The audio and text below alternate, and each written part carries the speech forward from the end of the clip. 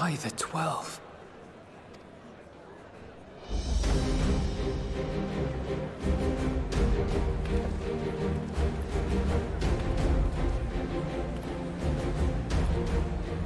Glad you could join us. I hope you don't mind, but we went ahead and started without you. As you can imagine, our traveling companions were eager to become acquainted. 'Tis a rare thing indeed to see such a diverse and talented group of individuals assembled for a single purpose.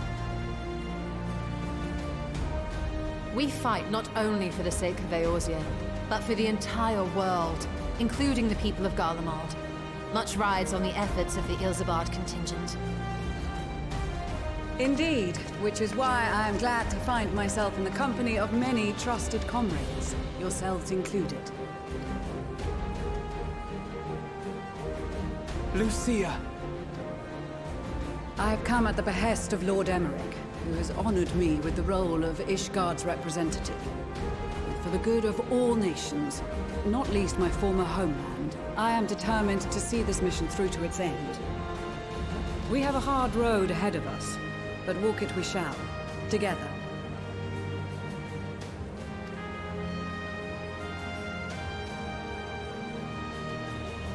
We too welcome this opportunity to work together once more. I have faith that, if there is a way to resolve this conflict, we will find it. Allow me to introduce you to the rest of our company. Everyone! If I may have your attention.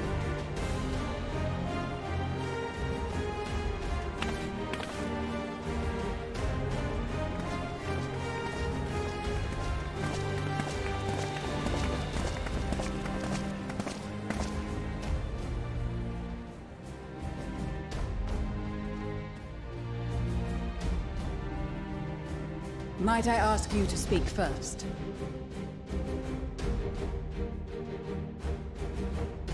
If I must, I am Arun Senna, spokesman for the Gridanian delegation. Here on behalf of my esteemed sister, the Elder Seedseer, we shall provide support and protection to those in need during our time in Garlemald. To that end, I am joined by healers selected by the Conjurers Guild, with the Order of the Twin Adder's Finest serving as our escort.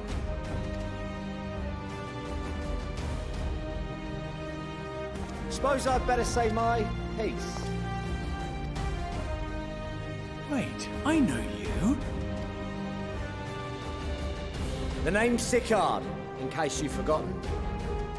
Truth be told, I'd rather you had forgotten. Any road, the Admiral asked Captain Hilfear to send his best, and for whatever reason, he picked me. Of course, if I'd refused, I'd be the laughingstock of the bloody executioners, and my reputation's taken enough of a keyhauling as it is. But more importantly, like any pirate worth his salt, I know when you're staring down a storm, you gotta trust in the commander of your ship. So if the Admiral wants us to go to Garlemald, not for plunder and glory, but a promise of peace in our time, then that's what we'll do. Since we all know how much the Empire loves its steel, we thought we'd bring along a few smiths to make the most of it. Give them a pile of scrap and they'll cobble together anything you fancy. Of course, just like the Gridanians, we got fighters of our own. We might have come with a more constructive purpose in mind, but we're more than capable of cracking skulls, believe you me. Well, you're certainly raring to go. But then again, so are we. The most dependable warriors of Uldar and Alamigo have assembled at the Sultana and General Aldin's behest.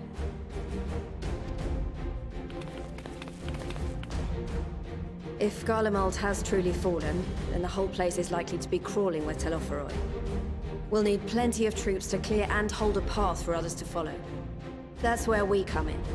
Naturally, Marshal Tarapin and I will be leading from the front.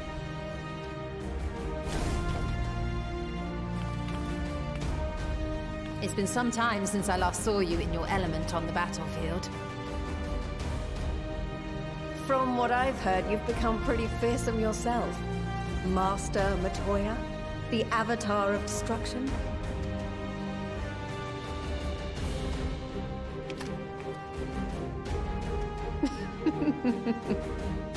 With comrades like these, I know we'll succeed, no matter what awaits us. And then we might finally get a chance to enjoy a good long rest. But until then, let's give it our all.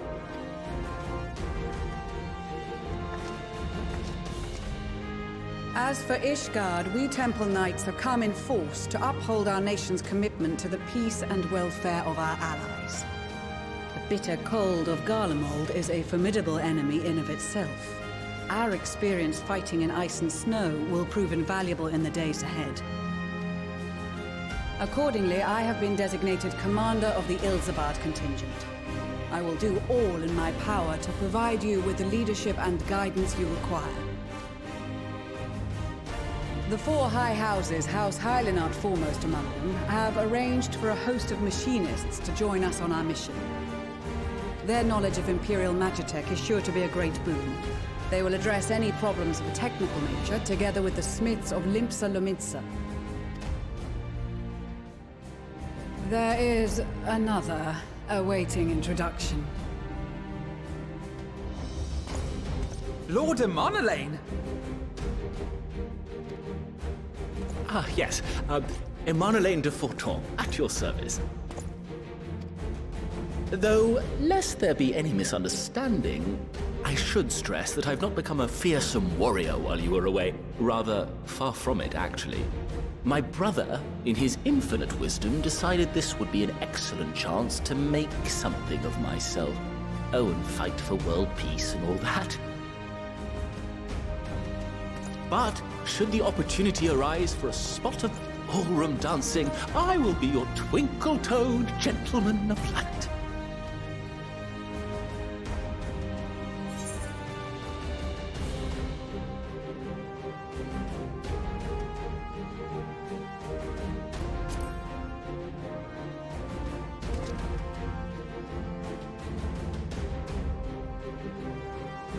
Huzzah! I cannot wait to regale Honoroy with my tales of derring-do.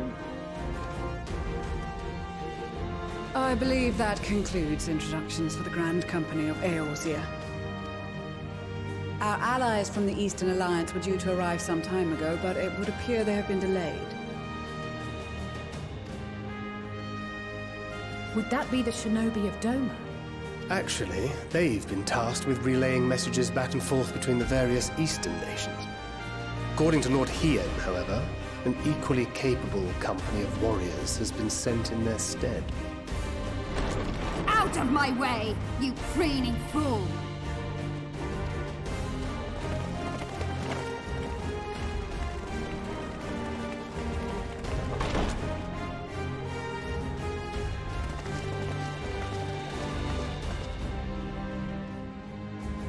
Forgive us for coming late. We are the delegates of the Eastern Alliance. Cyrena, and you've brought company. For battle and blood we come, as the steppe is sorely lacking in both. No towers befoul our lands, so we marched on those of Doma, only to find them beyond our reach. But now our thirst for slaughter will be slaked. No quarter to the enemy! Sadu Hatun, no. We go to make peace with the Iron Men, not war. Warriors of the Steppe, we've heard many tales of your bravery. We welcome you as allies. And these other ones you have brought are... Members of the Dalmascan resistance group, Lente's Tears. And the Bosnian resistance. Between them, they have a wealth of experience in espionage, and are particularly adept at infiltrating Imperial facilities. Which is fortuitous, since Garlemald's domain is so vast that I could never hope to handle reconnaissance duties all by myself. Dalmasca, Bosnia, Alamigo. All lands which have suffered the tyranny of the Empire. I would never presume to question your motives.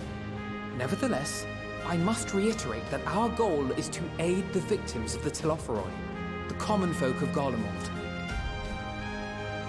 And they are victims, make no mistake. Though I understand that many may struggle to see them as such. You're more right than you know. For every one of us that answered the call, there were a dozen that refused. Not only in Alamigo, but everywhere we went. And who could blame them? The Empire's always been the enemy. But after seeing what we've seen, fighting and working against and with Garleans, there's no denying the simple truth. They're just people. No different from you or I. They've got their share of liars and murderers, but so do we. So do we all. Fordola, who once swore herself to Garlemald, has proven herself a trusted ally time and time again. Every Eorzean here knows Cid Garland, the Imperial defector who shared with us countless technological wonders. Gaius bloody Baelsar himself is working to help rebuild Wurlid, a nation he once conquered. So you can believe me when I say that every fighter here understands and accepts that the Imperials are not monsters and are deserving of help. Or at least that they were able to put aside their feelings for the greater good. It won't be easy, but we're all determined to make this world a better place.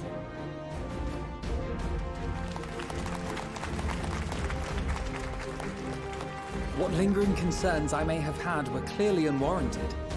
I agree with everything you said wholeheartedly. Then we are in accord. Now, let us review our strategy. To reach the Garlean capital in northern Ilsabard, we must cross the central mountain range. Fortunately, Garland Ironworks can provide aerial transport, sparing us this most treacherous part of our journey. However, attempting to fly any closer to Garlemald would attract the attention of the Telopheroi. As they appear to have seized control of the majority of the Imperial military, we must assume that includes its fleet. In addition, Garlemald possesses devices that can interfere with airship navigational systems, further discouraging an airborne approach. Given the circumstances, the closest we dare deploy our contingent is an area between the range and the capital, the Magna Glaciers.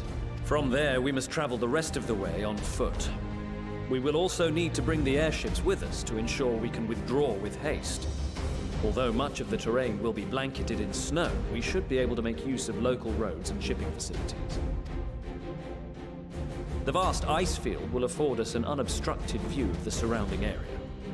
On the other hand, it will also allow others to easily spot us, so it is imperative that we only make camp in positions where we can easily defend ourselves.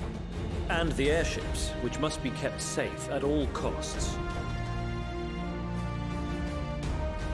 We cannot account for every possibility, so we must be prepared to think on our feet.